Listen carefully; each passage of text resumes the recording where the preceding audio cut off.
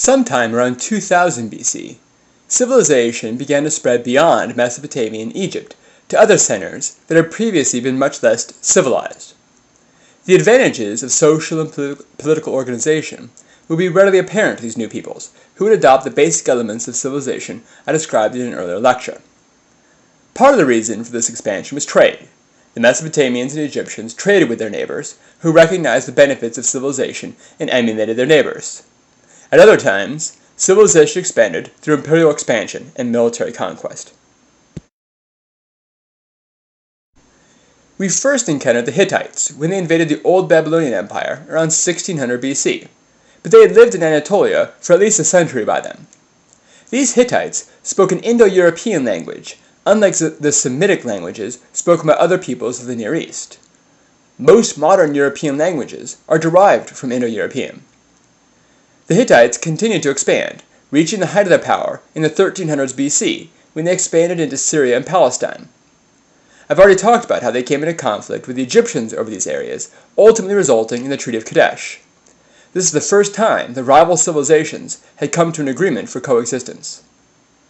The Hittites were one of the first people to use iron for their tools, although they only used small quantities and did not develop a sophisticated large-scale production system. One of the reasons for the Hittites' military success was their use of chariots, which gave them a substantial advantage over enemy foot soldiers. In the end, after 1200 BC, the Hittite Empire collapsed into a number of smaller, independent Hittite kingdoms. Part of the reason for the collapse of centralized Hittite rule was a series of invasions from a mysterious people who came from beyond the frontiers of civilization.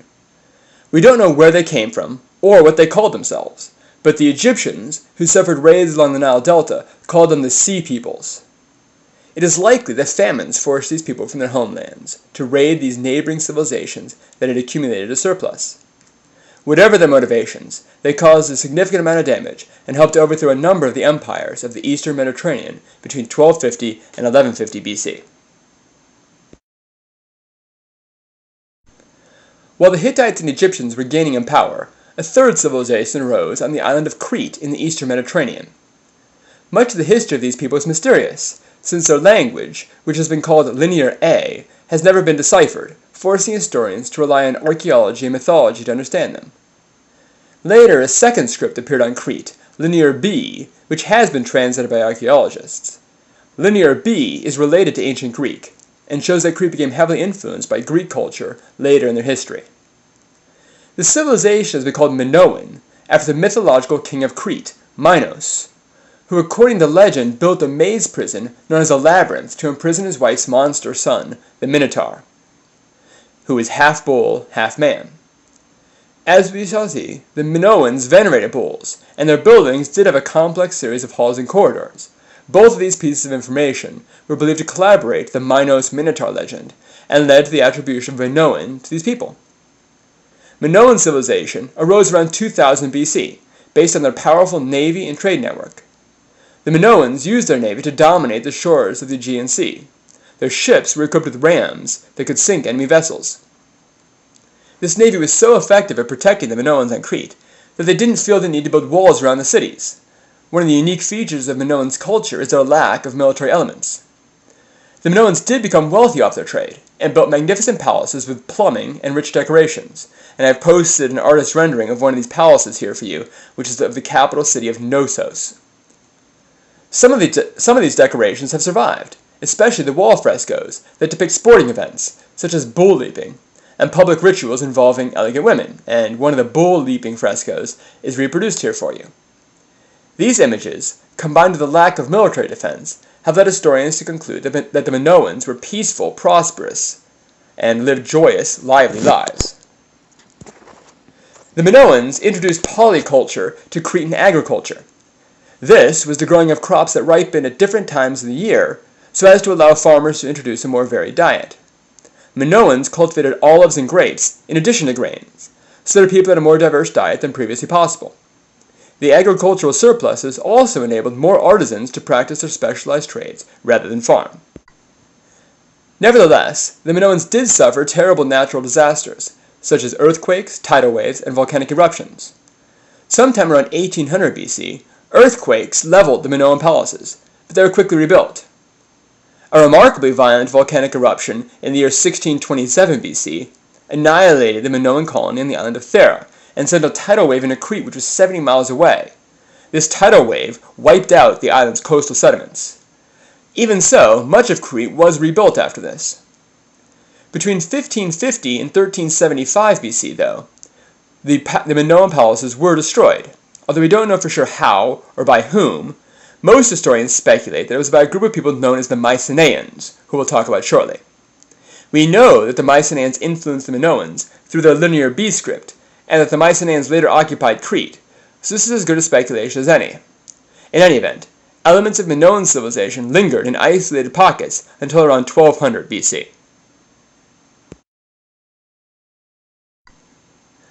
Archaeologists have determined that the first occupants of the Greek mainland established villages there around 6500 BC.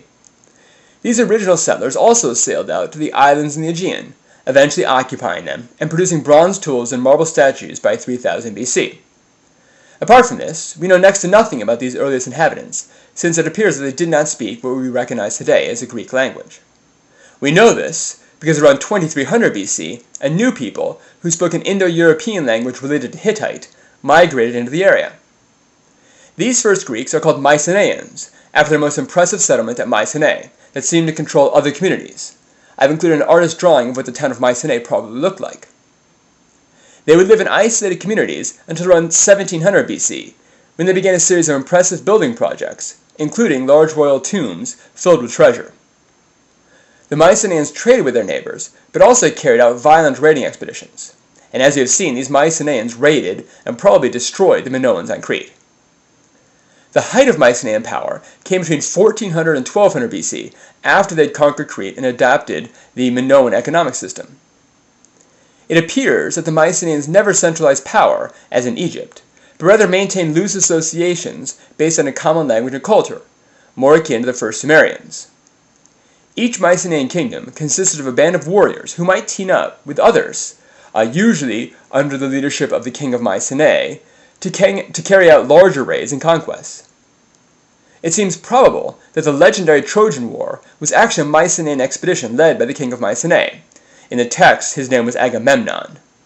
However, contingents from a number of other Mycenaean groups also participated in this sometime around 1250 BC. The legendary poet Homer wrote his epic poem the Iliad sometime between 800 and 750 BC about these events. This expedition was not only one of the largest, but also one of the last. The Mycenaeans, like the Hittites and Egyptians, were devastated by the Sea People invasions between 1250 and 1150 BC. After the Sea Peoples broke up the big states of the Hittites, Egyptians, and Mycenaeans, smaller kingdoms would establish themselves for a few centuries. One of the most significant of these states were the Phoenicians, who were independent from 1150 to 750 BC. The Phoenicians were not a united state, but were independent warring city-states in what is today Lebanon. The three most significant of their cities were Tyre, Sidon, and Byblos. Like the Minoans, prior to the Sea People's incursions, the Phoenicians took to the Mediterranean and dominated the Mediterranean for centuries. The Phoenicians would have a significant impact in three areas. First, the Phoenicians developed an alphabet for their Semitic language. This was actually not the first alphabet, since Ugarit, a city in Syria, had created one in 1400, but the Phoenician alphabet was much more adaptable. Ugarit's alphabet adapted Sumerian cuneiform symbols to represent sounds instead of syllables. Ultimately, this system had about 30 symbols. The Phoenicians refined this by creating simpler, more linear letters that could be written quickly, and ultimately there are fewer letters as well, 22. This Phoenician script became the basis of Greek, Hebrew, and the Roman alphabets. The Phoenicians also made an impact on the commercial world of the Mediterranean. One of the more memorable effects of the Phoenicians on Mediterranean trade is their expansion of the trade in purple dye. The word Phoenician actually comes from the Greek word for purple, phoinike. This dye was created by liquefying thousands of snails that are native to the Phoenician coast and setting the remainders on the cloth. This process was long and intense, resulting in an expensive piece of clothing that only the rich or the royal could afford. The Phoenicians were also the go-betweens for the papyrus trade from Egypt. The Phoenicians became so well known for their trade in writing materials that the Greek word for book, biblion, is derived from the Phoenician city of Byblos. Lastly, the Phoenicians were also expert colonizers. The Phoenicians colonized Cyprus and many areas throughout the central and western Mediterranean during the 800s BC. As you can see on the map, Cyprus, North Africa, Malta, Sicily, Sardinia, the Balearic Islands, and parts of Iberia, which is modern Spain, were colonized. The Phoenicians even ventured beyond the Mediterranean, all the way to Britain to gain access to British tin. Egyptian sources, quoted by Greek historians, even claim that the Phoenicians sailed all the way around Africa. The most important of the Phoenician colonies was Carthage, founded in North Africa in 750 BC by Tyre. When the Assyrians overran Phoenicia, their colonies either became independent or else accepted Carthaginian control. As we will see later in this course, Carthage became a powerful empire on its own that rivaled Rome in the 3rd century BC. As we have seen with the Phoenicians, the next great empire to assert itself in Mesopotamia during the 8th century BC were the Assyrians. These people came from the city of Assur in northern Mesopotamia and were equipped with iron weapons and iron-studded armor. This would give them a decided advantage in combat. I have provided you with an artist's rendering and an ancient relief sculpture of Assyrian soldiers. Their weapons were more durable and cheaper than the bronze equipment of their foes. The Assyrians were also masters of siege warfare, whereby cities who resisted conquest could be conquered by engineering units. Using their advanced weapons and technology, the Assyrians conquered all of Mesopotamia, and even Anatolia, Syria, Palestine, and Egypt. When the Assyrians conquered Egypt in the 660s BC, they became the first empire to control both the Nile and the Tigris-Euphrates river valleys. The Assyrians eventually moved their capital to the famous city of Nineveh along the Tigris River. The original chief god of the Assyrians was their war god Ashur, but the Assyrians quickly adopted other gods, such as the goddess Ishtar. Ishtar emphasized devotion to love, war, fertility, and sex, and her cult was popular among Assyrians. The temples constructed by the Assyrians to their gods were vast structures that in some ways emphasized the Assyrian obsession with hugeness, solidity, and power. The Assyrian Empire was vast, far-flung, and diverse. To hold it together, the Assyrians employed terroristic methods to discourage rebellion, and therefore became known throughout the ancient world for their cruelty. The Assyrians were not ashamed of their tactics, but boasted about it in their relief sculptures, which depicted their conquests, destructions, and executions. You can see in the images I have provided here the beheadings, blindings, and sawings in half that the Assyrians were known for. In addition, the Assyrians also regularly deported and dispersed rebellious peoples, replacing them with Assyrian colonists. These people would lose any sense of national identity or hope for future independence. The most famous example of this involves the 10 lost tribes of Israel, who were deported from Israel into Assyrian territories and subsequently disappeared from history. The Assyrians conquered the Israelite capital of Samaria in 721 BC. While harsh, cruel methods may work in the short term, they can become counterproductive in the long run. The Assyrians generated much hatred against them amongst their subjects, and concern from their neighbors. In addition, by incorporating Egypt, the Assyrians stretched themselves too thin. In 626, the city of Babylon revolted against the Assyrians, and asked for assistance from the Medes, who neighbored Assyria to the east in what is now modern-day Iran. In 612 BC, the Babylonians and Medes destroyed Nineveh, the capital of Assyria. In 605, the Babylonian king Nebuchadnezzar defeated the combined armies of Egypt and Assyria at the Battle of Carchemish, ending the Assyrian state and preventing the Egyptians from re-establishing control over Palestine and Syria.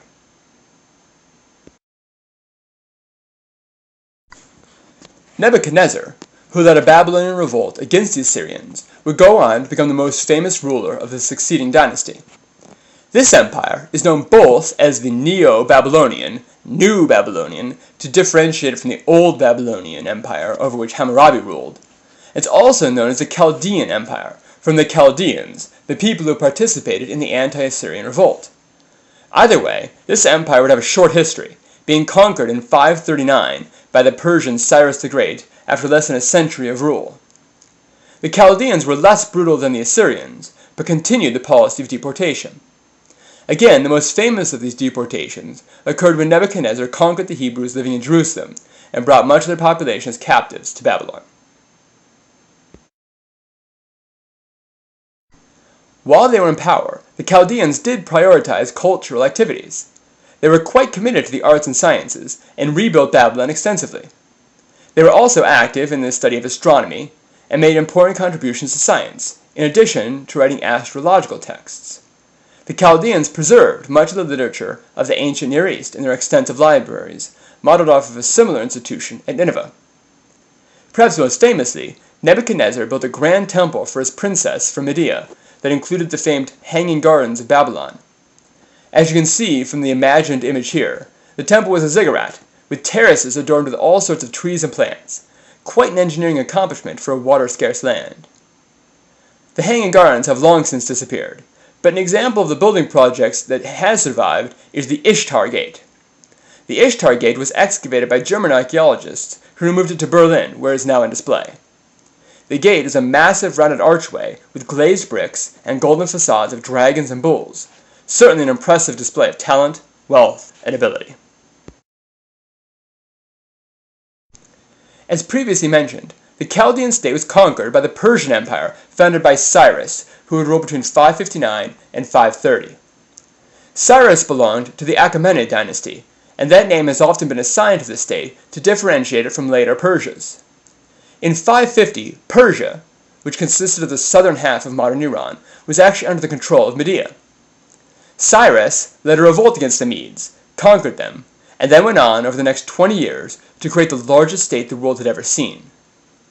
Cyrus was not just a military genius, but also one of the truly enlightened rulers who appreciated diversity. This was shown early on, when he incorporated the Medes, whom he had just conquered, into his state as partners. Media became a self-administering province known as a satrapy. The Medes and Persians were closely related to each other. Both spoke Indo-European languages and had migrated into the area around the same time in 1000 BC. Cyrus would continue his satrapy policy, however, even with cultures rather different from his own. One of Cyrus's first conquests was in Anatolia, where he defeated Croesus of Lydia in 547. Croesus was fabulously wealthy, and well into the Middle Ages, one way to indicate that someone was rich was to say that he was rich as Croesus. In fact, he has been credited with issuing the first gold coins for circulation. In addition, when Croesus had gone to the oracle at Delphi to determine whether he ought to fight Cyrus or not, he was told, "If you make war on the Persians, you will destroy a great realm." This has gone into history as one of the best examples of the ambiguity of oracles, since the great realm that was destroyed was Croesus's Lydia, not Persia, as Croesus had assumed. After conquering Anatolia, Cyrus turned east and overthrew the Neo-Babylonian or Chaldean state in 539 in the Battle of Opis. This also gave him control over Syria and Palestine. Cyrus was ultimately killed fighting against a nomadic incursion on his eastern frontier in the year 530. One of the key reasons that Cyrus had the success that he did was his treatment of those people he conquered. This policy was characterized by toleration and an understanding of conquered people. Perhaps for the first time, Cyrus investigated possible internal dissension among his enemies and worked to take advantage of any divisions. For example, when Cyrus attacked Babylon, he discovered that the king Nabonidus had supported unorthodox religious practices. Cyrus, therefore, represented himself as a friend to the orthodox god Marduk, and many Babylonians preferred Cyrus to be their king rather than the unorthodox Nabonidus. Cyrus reversed the Assyrian and Chaldean policy of deportation, and tried to reverse it by allowing people to return to their native lands. Thus, the Hebrews living in exile in Babylon were permitted to return to Jerusalem. For this, Cyrus is called the Anointed of the Lord in the Hebrew Scriptures. He's the only non-Hebrew to gain such a title. Cyrus generally did not interfere in local religious practices, effectively granting religious freedom and local autonomy. He also kept tax burdens light to maintain the goodwill of his people. Later Persian emperors, called Shahs, expanded the empire even more. Cyrus's son Cambyses conquered Egypt and Libya. His successor, Darius, conquered the Indus Valley in the east and Thrace in the west. Thrace is in Europe, just northeast of Greece, and Persia now bordered Greece, something that will become important shortly. Darius is also justly famous for building the Persian Royal Road, an intercontinental highway that stretched 1,600 miles. It was supposed that a courier could make the trip in 7 days, whereas traveling by foot could take up to 90 days. There were 111 postings along the road that allowed a courier to transfer to a fresh horse. Darius' son Xerxes attempted to conquer the Balkan Peninsula, but he was defeated by the Greeks in a campaign that we'll discuss later. Even so, the Achaemenid Persian state ruled for over 2 centuries, until it was defeated and conquered by a Greek army led by a Macedonian king known as Alexander the Great. The showdown between the Persians and the Greeks would prove to be one of the defining moments of Western civilization. As previously mentioned, Cyrus allowed religious toleration and diversity. The Persians did have their own native religion, known as Zoroastrianism. The Persians were originally polytheists, until the prophecies of Zoroaster. Now that's his name in Greek. In Persian, he is known as Zarathustra. These prophecies were revealed around 600 BC, although some historians believe that they could be up to 400 years older than that. These prophecies reveal that there is one God, Ahura Mazda, who ought to be worshipped, since he represents what is good, truthful, and full of light. However, there also existed the evil god, Ahriman, who represented evil, darkness, and lies. Therefore, Zoroastrianism was an ethically dualist faith that saw the universe as a struggle between good and evil. Humans had to choose sides, and they could do so freely. Zoroaster prophesied that Ahura Mazda would ultimately triumph in a final battle, which would lead to a last judgment. Those who fought for Ahura Mazda would be rewarded with eternal bliss in heaven, while Ahriman's followers would be eternally tortured in hell. These and other Zoroastrian texts are collected in the Avesta. To Zoroastrians, water and fire are the agents of ritual purity. For a time, Zoroastrianism was one of the largest religions in the world.